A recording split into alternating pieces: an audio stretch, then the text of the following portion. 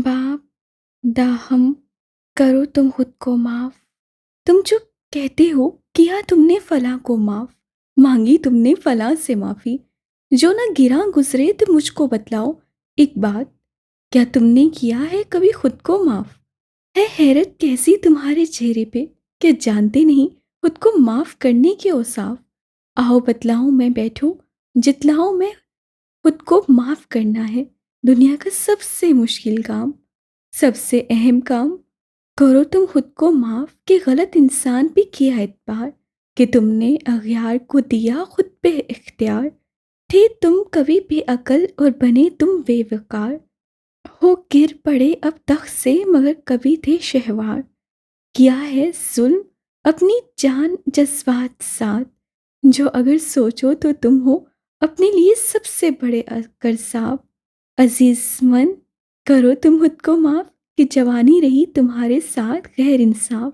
दोस्तों की सही बेरुखी, मोहब्बतें निभा निभा कर कमर झुकी। करो तुम खुद को माफ, था मुकद्दर में ये टूटा दिल। दर्द के माहो साल ढिंडोरा पीटोगे कब तलक, दोगे खुद को कब तक अजाब।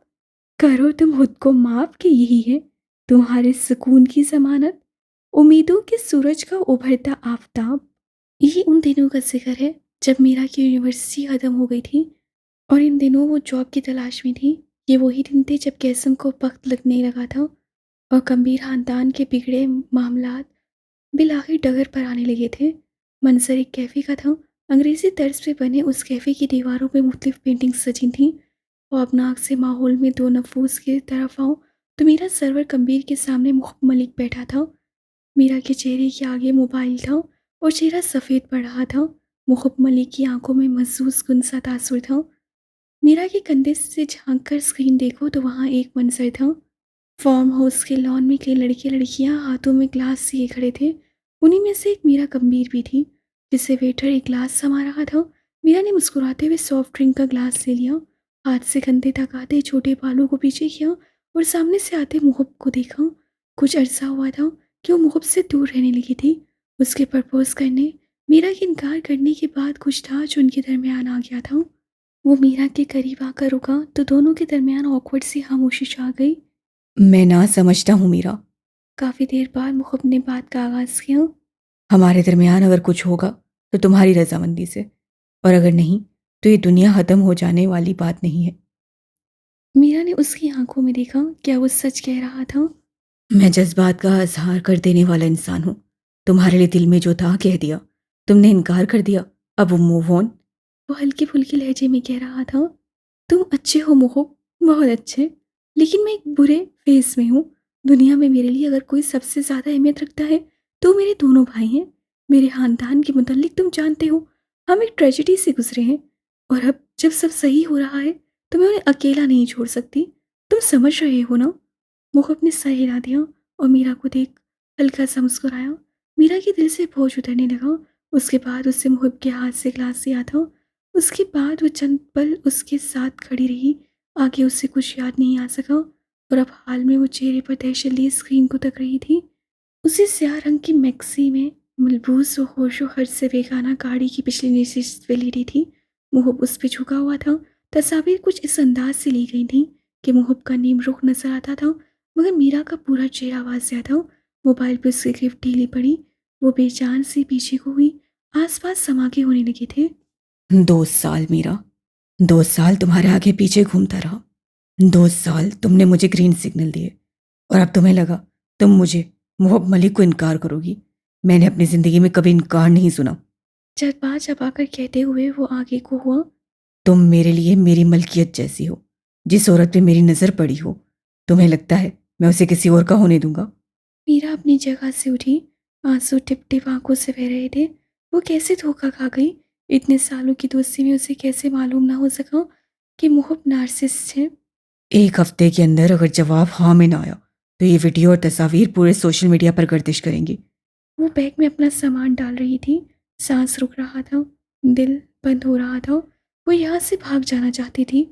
वैसे इन दिनों तुम्हारा खानदान कोई नया स्कैंडल अफोर्ड नहीं कर सकता, ये याद रखना। वो उससे नहीं सुन रही थी। वो तेज तेज कदम लेती उस कैफे से बाहर निकल गई। उसे लगा कैफ़े उसका दम घोंट रहा था, मगर बाहर आकर उसे मालूम हुआ उसकी गर्दन ऐसी रस्सी में जकड़ी जा चुकी है जो जगह बदल लेने से गायब नहीं हो जाएगी। सांस अब भी रुक रहा था। 4 दिन गुजर चुके थे, पूरे 4 दिन, मगर मीरा सरवर अब भी उस कैफ़े वाली मुलाकात के ज़ेर असर थी। इस वक्त उसके कमरे में उसकी एक दोस्त सी मौजूद थी जो उस पर बरस रही थी। तुम्हारा दिमाग खराब है मीरू? वो कमरे में चक्कर काटते हुए बेयकीनी से बोली। एक हरेसर, ब्लैकमेलर और नार्सिसिस्ट से शादी का अंजाम जानती हो? कम से कम वो शादी तो कर रहा है, वरना अगर वो वीडियो लीक हुई तो मीरा सरवर कमबीर पे कोई मर्द थूकना भी पसंद नहीं करेगा। सर चेहरे के साथ उससे अपना मजाक उड़ाया। तो तुम किसी मर्द से कुछ भी क्यों चाहती हो? इज्जत, जिल्लत, शादी सब अल्लाह के हाथ में है। एक मर्द के हाथों ब्लैकमेल होना और फिर उसी से शादी करना, ये बेवकूफ़ी है। मुझे मेरे खानदान को बचाने के लिए ये सब करना होगा। उसकी दलील कमजोर थी। लड़की चक्कर काटते हुए रुकी और धीरे से उसके पास आकर बैठी। मीरा के ठंडे बर्फ हाथ अपने हाथों में लिए। मुझे नहीं पता मीरा, शादियां क्यों की जाती हैं, लेकिन किसी किस्म की अमारत मफाद की खातिर नहीं की जाती। समझौते, वो तो ज़ाती मफाद की खातिर किए जा सकते हैं ना। समझौते ज़्यादा देर नहीं चलते। सुनहरी आंखों को खबरदार किया गया। उसका मसला क्या है जानती हो? वो उन मर्दों में से है जो ना को अना का मसला बना लेते हैं। तुम्हें लगता है इस वीडियो के दब जाने से मसला ख़त्म हो जाएगा? हालांकि मसला अब से शुरू होगा। फिक्रमंदी से अपने दोस्त को देखा। ये शुरुआत है एक ख़राब शादी की। वो हर बात में हकमियत चाहेगा। वो हर छोटी छोटी बात का बतंगड़ बनाएगा। हर ना को अना समझेगा। अव्वल तो वो जुबान से समझाएगा, मगर कुछ मर्दों की अना इतनी ऊंची हो जाती है कि खुद को ना कहने वाली औरत से किसी भी तरह हाँ खिलवाना चाहते हैं। ये समझौता ज़्यादा देर नहीं चलेगा मीरू। मेरे पास कोई और ऑप्शन नहीं है। अब जो है यही है। मेरा फैसला कर चुकी थी। कहानी मीरा सवीर की मोहब्बत मलिक से शादी की दास्तान पहले ही बयान कर चुकी है। हाल में वापस आओ तो गंभीर महल कैफे गायब हो चुका था। हॉल में सोफे पे बैठी मीरा गंभीर की आंखों से आंसू तवातर से बह रहे थे। खिड़की से आती हल्की सी रोशनी में उसके चेहरे पर थप्पड़ के वासे निशान नजर आते थे। हाथ में कागज का टुकड़ा था। कागज का वो टुकड़ा मीरा सर्वे गंभीर की प्रेगनेंसी रिपोर्ट था। दूसरा बच्चा। तुम इस वक्त यहाँ क्या कर रही हो? चौखट पे खड़े मोहब की आवाज़ में नागवारी थी। वो खुशबुओं में रचा बसा नक्सक से तैयार किसी पार्टी से लौटा था। रात की पहर मीरा को यहाँ बैठी देख वो उसकी तरफ आया। तुमसे 1000 बार कहा है मुझसे जिद मत किया करो। 1000 बार कहा है मुझे ना सुनना पसंद नहीं है, लेकिन तुम इतनी ढीठ हो कि कुछ समझती ही नहीं। वो उसके पास आकर बैठा, बाजू उसके गिर्द फैलाया। मुझे मजीद बच्चे नहीं चाहिए मीरा, और ये बात मैंने तुम्हें बहुत तहम्मुल से समझाई, लेकिन कुछ औरतें बहुत ढीठ होती हैं। और देखो क्या हो गया। उससे मीरा के चेहरे को छुआ, उंगलियों के साफ निशान। हम अबॉर्शन करवाएंगे और तुम कुछ नहीं खोगी, ओके? उससे मीरा को अपने कंधे से लगाया। दीन ने औरतों की कुछ हदूद मुकर्रर कर रखी हैं। जो औरत अपने शोहर की बात मानती है, अल्लाह उससे राज़ी होता है। दीन की मानो, अल्लाह के अहकाम मानो मीरा। तुम मानते हो दीन को, अल्लाह के अहकाम को? वो उसके कोट पर उंगली से लकीरें खींच रही थी। आंसू खुश्क हो गए थे। रोशनी उसके अक्स पे पड़ रही थी। हमल साया करवाना अल्लाह के नज़दीक गुनाह है। बेवजह बिला ज़रूरत बिला वजह हाथ उठाना और ताने देना भी गलत। तुम भी तो दीन को मानो ना मुहब। उसे खुद से दूर करते हुए उठ खड़ा हुआ। आंखों में सुर्ख डोरियां उभर आईं। मीरा अब भी उसे देखते हुए कह रही थी, दीन से अपने फ़ायदे के अहकाम निकाल कर बाकी हर हुक्म खारिज कर दिया। उसका लहजा सादा था, मगर मुहब को अपने चेहरे पे थप्पड़ पड़ते महसूस हुए। तुम जैसी घटिया औरत के मुंह ही नहीं लगना मुझे। जो मैं कहूँगा इस घर में वही होगा। वो हलक के बल चीख पड़ा। मीरा चुपचाप उसे सुनती रही। बकते झकते उससे गालियाँ निकालते उसे कोसते वो वहाँ से चला गया था। वो रिपोर्ट हाथों में लिए बैठी रही। मैं तुम्हारे साथ कोई नाइंसाफ़ी नहीं होने दूंगी। मेरे से ज़रा नीचे हाथ रखकर किसी को तसल्ली दी गई। नीम अंधेरे में बैठी वो औरत जिंदगी में पहली बार अपने लिए कुछ करने वाली थी। मौजूदा वक्त से चंद साल कबल, ये उस दिन का जिक्र है जिस दिन गैस गंभीर थाने में 3 दिन गुजार कर आया था। थाने के बाहर खड़ी गाड़ी में बख्तियार उसे लेने आए थे। उनके साथ एक औरत भी थी, इसना बिनते हनीफ, टेक्सटाइल इंडस्ट्री की मलका। गंभीर खानदान के साथ उनके रवाबत गहरे थे, FIR کے باوجود کسی طرح کیس کو یہاں سے نکالنے والی وہی تھی۔ ڈرائیور گاڑی چلا رہا تھا۔ اگلی نشست پہ اسنا برجمان تھی اور پچھلی نشست پہ بختیار کے ساتھ کیس۔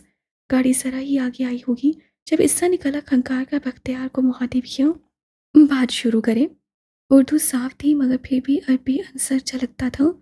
کیس خاموشی سے آنکھیں بند کیے ہوئے تھا۔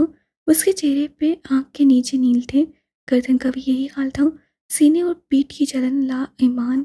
ان کاغذات پہ سائن کرو عبداللہ۔ بختیار نے کچھ کاغذات اس کے گھٹنے پر رکھ دیے۔ کیس سیدھا ہوا، کاغذات اٹھا کر دیکھے، پھر نہ سمجھی سے اپنے چچا کو دیکھا۔ یہ کیا ہے؟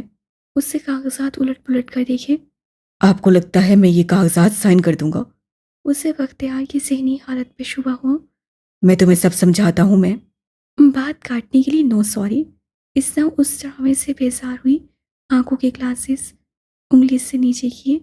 خالق حسین جان چکا ہے کہ تم اور تمہارا خاندان اس وقت کمزور ہو، اور وہ اب ٹیکسٹائل فیکٹری سے تمہارے خاندان کو مزید کوئی حصہ نہیں دینا چاہتا۔ تمہیں 3 دن اس برزخ میں رکھنے والا وہی تھا، اور سب سے اہم بات، تمہاری کزن میرا اس وقت اس کے پاس ہے۔ اغوا یونو۔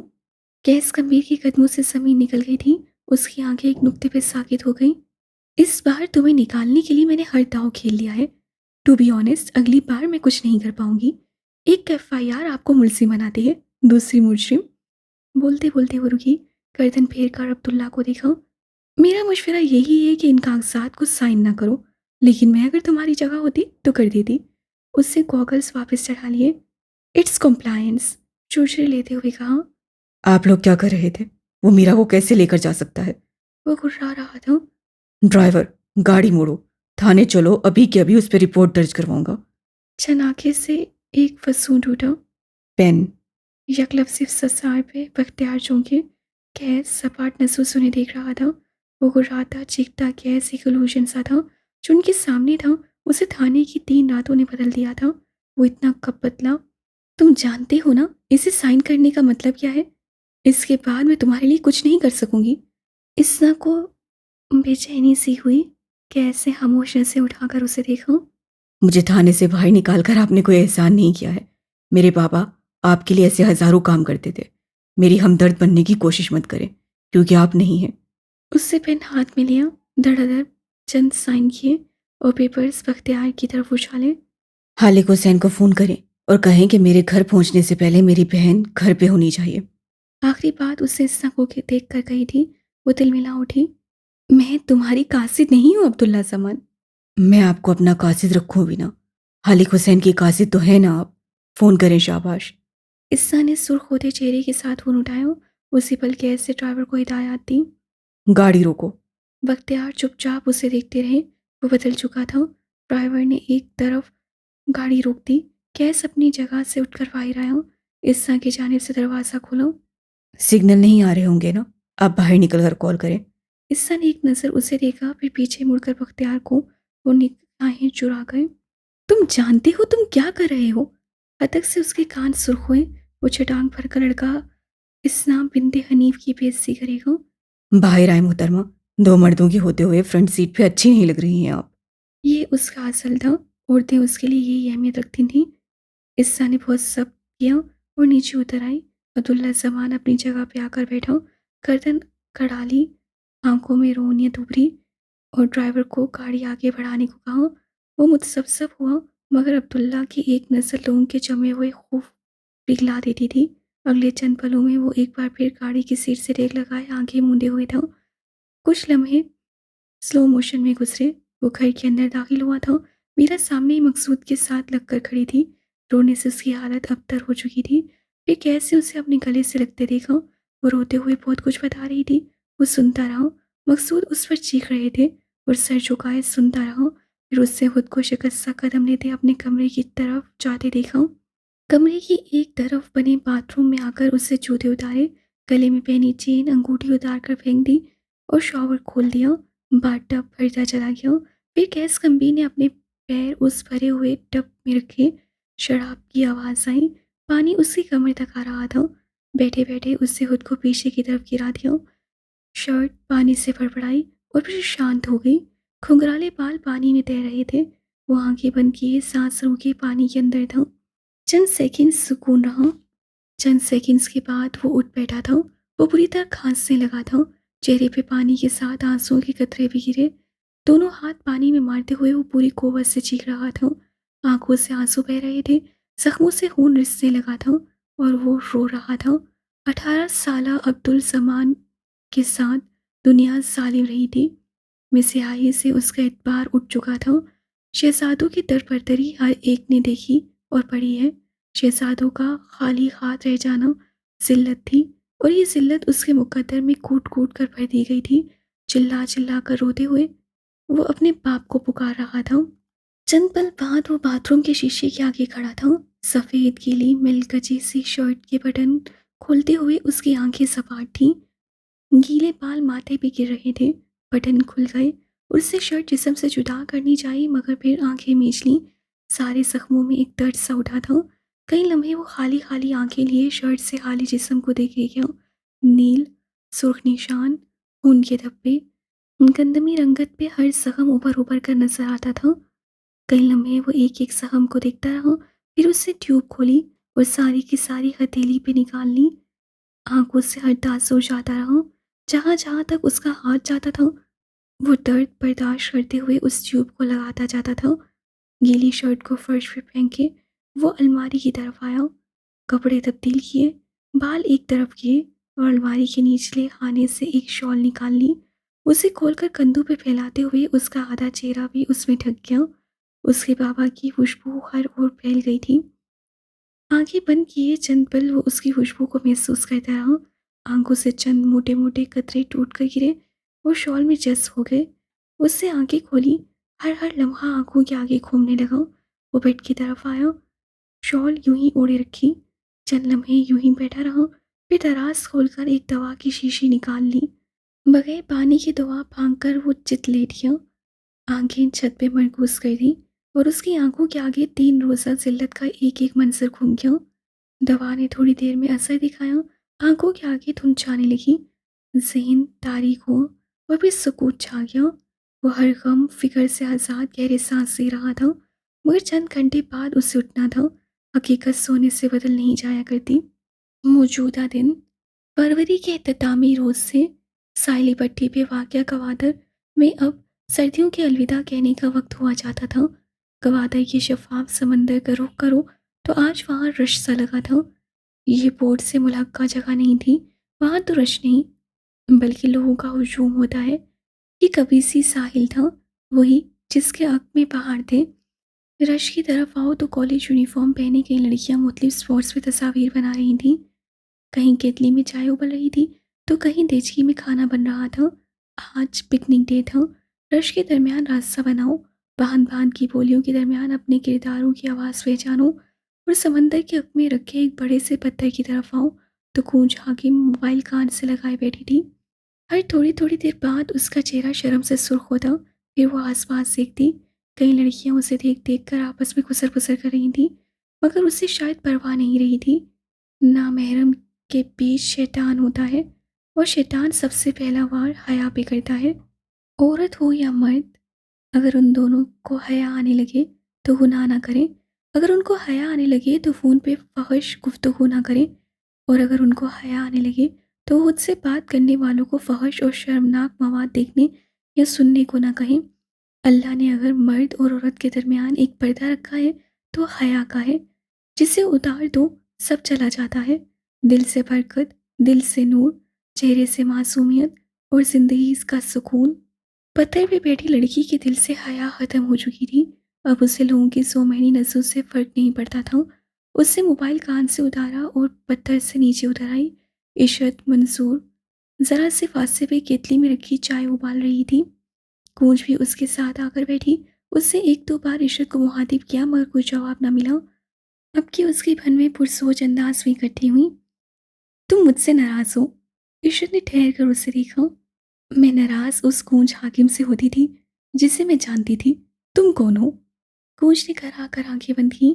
प्लीज़, अब तुम ओवर ड्रामेटिक मत हो ना। इंसान सारी जिंदगी एक ही फेस पे नहीं रहता, बदलाव आते रहते हैं। इशरत ने अफसोस से गर्दन नफ़ी में हिलाई। बदलाव ठीक होते हैं, सजाएं नहीं। तुम मुझसे सेगम के छोड़े जाने के इंतकाम ले रही हो ना? कूंज जहाँ थी वहीं सुन रह गई। उसने तुम्हें छोड़ा क्योंकि तुम दोनों के दरमियान मसाइल थे, गलतफहमियां थी। कभी जानने की कोशिश की थी क्यों थे? कूंज कुछ ना बोली। हराम चाहे जितना भी खूबसूरत हो, खामोश नहीं हो सकता। हराम में शोर होता है, बहुत ज़्यादा शोर। महरूमियों का शोर, इनसिक्योरिटीज़ का शोर, ताने तंज, दुनिया की सौ मायनी बातों का शोर, दिल के एक सफ़ेद गोशे से उठती मलामत का शोर। ये शोर तुम्हारे कानों को बहरा नहीं करता कूंज। हराम ताल्लुकात में पड़ा हुआ इंसान बहरा होता जाता है। उस पे अल्लाह की उतरी आयात असर नहीं करती। लोगों की नसीहत, दिल की मलामत असर नहीं करती। लेकिन अल्लाह बड़ा करीम है। जानती हो कैसे? कूंज ने बेख्तियार नफी में सही लाया था। कुछ लोगों के लिए वो बार बार आयात भेजता है, लोग भेजता है।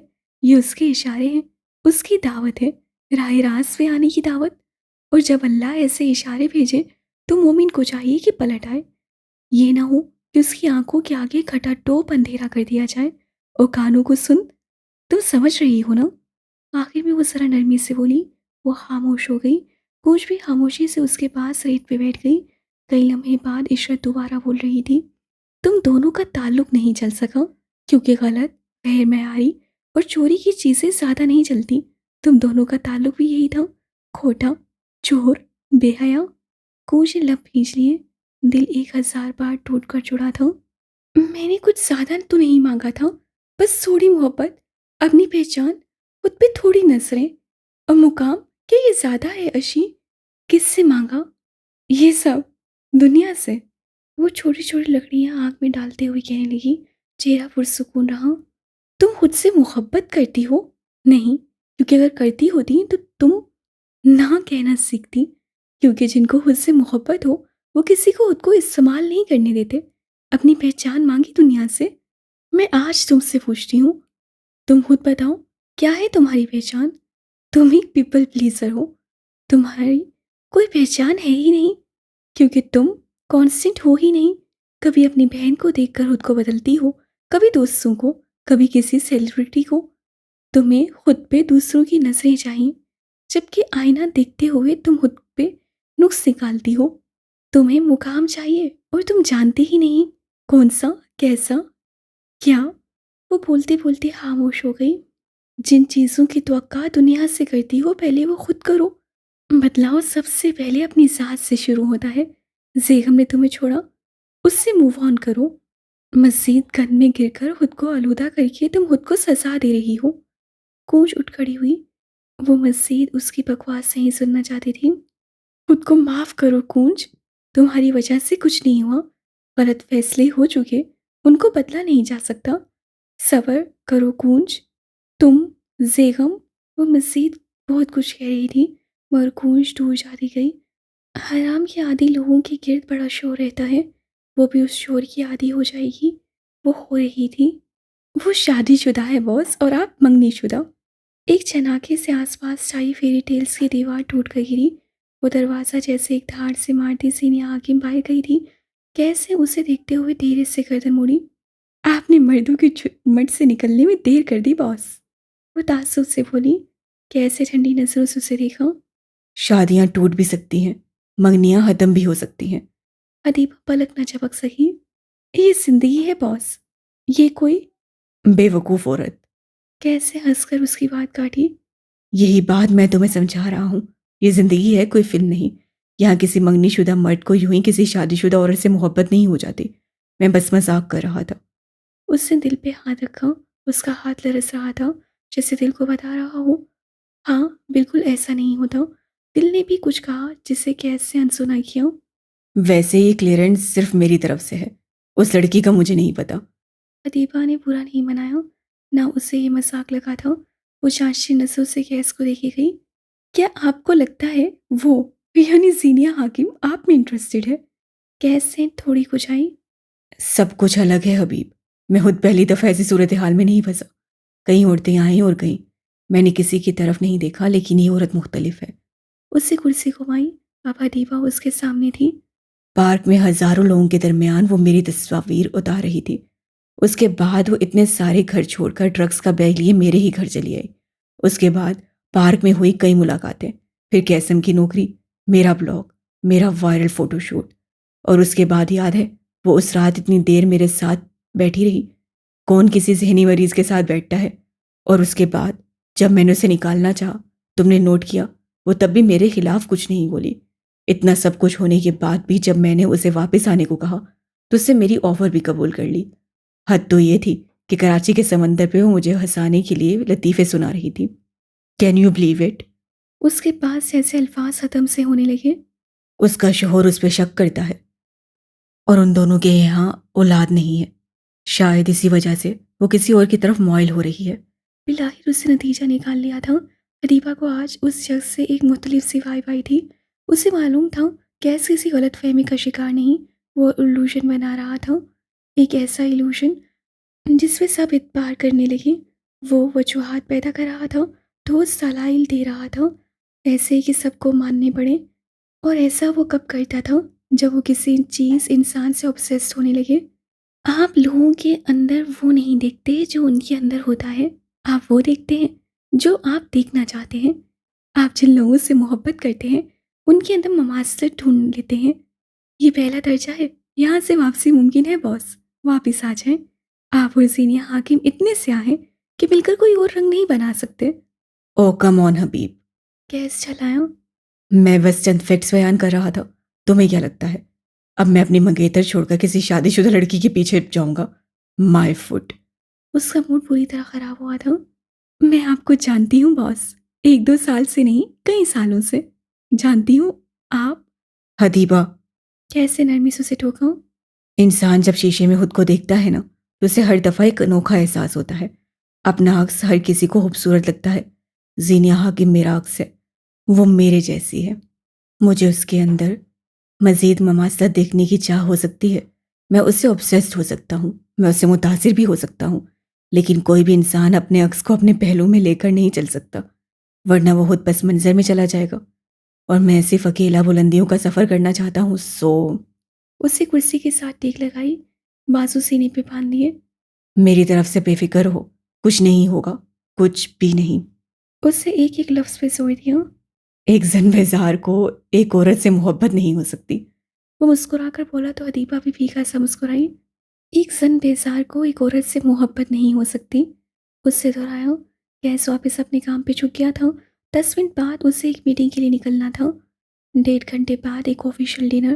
وہ مصروف تھا بھائی، مگر لاشعوری طور پہ اسے یہ 10 منٹ ختم ہونے سے پہلے زینیہ کے لائے ہوئے پرنٹ آؤٹس کا انتظار تھا.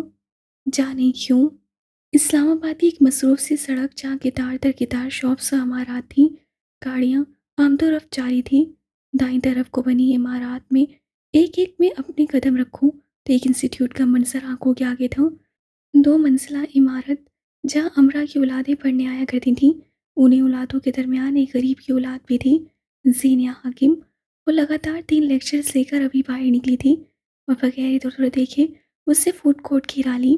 چائے کا آرڈر دے کر وہ میز کے گرد کرسی کھینچ کر بیٹھی. اس کے سامنے ہی کوئی کرسی کھینچ کر بیٹھا تھا. زینیہ نے کچھ کہنے کو منہ کھولا کہ اس سے پہلے کہ تمہیں لگے کہ میں یہاں تمہارے لیے آیا ہوں، میں بتا دوں کہ میں اس جگہ کا مالک ہوں اور انویسٹر بھی. ہر 2 سے 3 ماہ میں چکر لگا لیتا ہوں. زینیہ نے مشکوک آنکھوں سے اسے دیکھا. لیکن یہ جگہ تو افروزہ میڈم کی نہیں. پلاٹ میرا ہے، تعمیراتی خرچہ میرے، نہ تو وہاں کندو نے اٹھایا ہے. اور غریب سٹوڈنٹس کے لیے انویسٹمنٹ میں افروزہ میڈم اور کچھ جاننے والے کرتے ہیں. ایسی ایک جگہ ہے، لیکن کچھ سالوں میں ایسی کئی جگہیں ہوں گی. اس کی آنکھیں چمک اٹھی تھیں. ساتھ اس نے ویٹر کو بلا کر ایک انوکھا آرڈر نوٹ کروایا. تھوڑی دیر بعد زینیہ اپنے لیے لائی گئی چائے پیتے ہوئے باریک بینی سے اپنے بنائے کے نوٹس دیکھ رہی تھی. اسی پل اس سے نظر اٹھا کر مہدی کو دیکھا. اس کے سامنے چائے کا مگ رکھا تھا، ساتھ ایک پلیٹ میں 3 سے 4 بھٹے مکئی جن کے اوپر وہ لوکل مسالہ لگا رہا تھا. ساتھ لیموں چھڑک کر اس کے سارے دانے ہاتھ سے پلیٹ میں نکال لیے.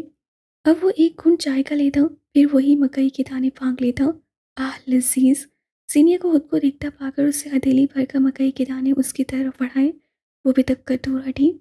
ارے یہ بہت ٹیسٹی ہوتا ہے، ٹرائی تو کرو. آپ کو ہی مبارک ہو، مجھ سے دور رکھے. اس سے بری شکل بنائی. آہستہ آہستہ وہ میدی کے ساتھ کمفرٹیبل ہونے لگی تھی. اگر تم نے یہ نہیں کھایا تو میں ناراض ہو جاؤں گا.